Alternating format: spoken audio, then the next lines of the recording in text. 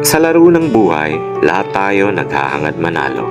Kaya sa bawat pag-usad ng araw kasabay ang mga panibagong hamon na darating, hingin lagi sa taas ang ibayong lakas upang matagumpay mong lampasan ang bawat pagsubok. Kasi ang buhay, di kailanman ipinangakong maging madali.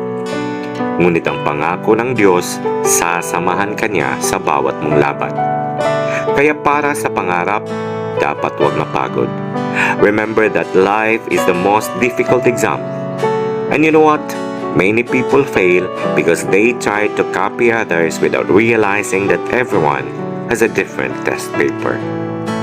At kung sakaling saan ka man dalhin ang iyong mga pangarap, baunin mo lagi ang respeto at pakikisama.